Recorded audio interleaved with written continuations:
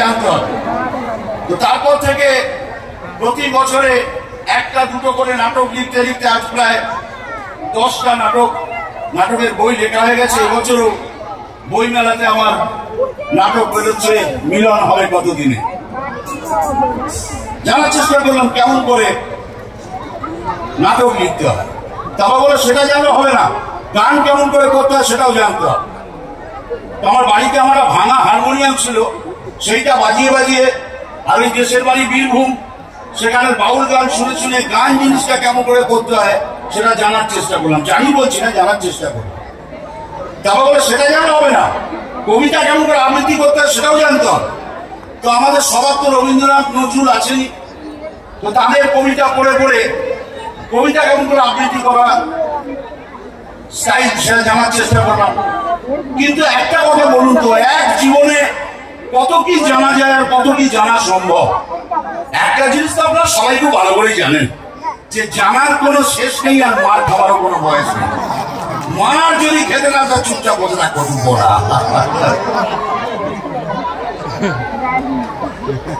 জীবনে অনেক কিছু করার চেষ্টা করেছি, কিছুই হতে পারে, সেই জন্য সব সেজে সেজে সব পূর্ণ করি।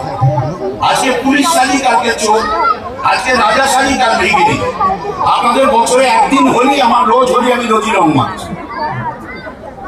অনুষ্ঠানে আসে হাতে মাইক ধরিয়ে দেয়, কি করি? দেখুন, গান করতে পারি, সে যদি আপনাদের সহ্য হয় তবে। সহ্য না হলে অসুবিধা নেই, জোরে প্যাক দেবেন, তাড়াতাড়ি পালিয়ে যাবো। এত ভালো ভালো গানের পরে আমার গান কি শুনবে? তবে যদি ভালো লাগে তাহলে একটু হাততালি দেবে। আমরা আসল কথা কি, ওই হাততালিটুকু পাওয়ার আশাতেই আসে। মালকড়ি যে আসবে সেসব তো তিনি নিয়ে নেবেন।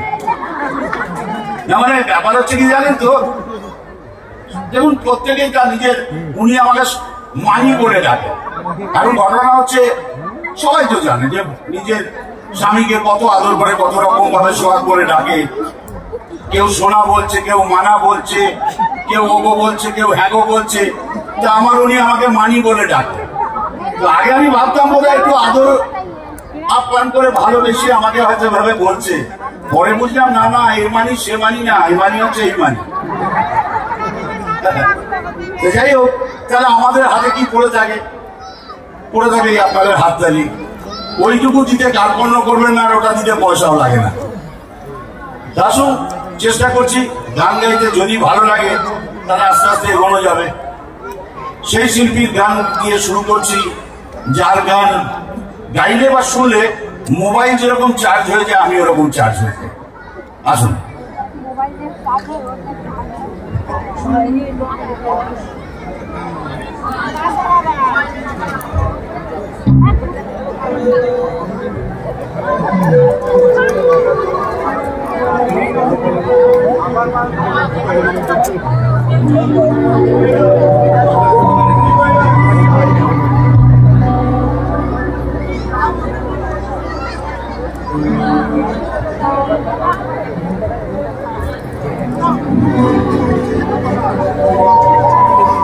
দুটোকে দেখি না তোমায়, তবু আছো, তুমি আছো।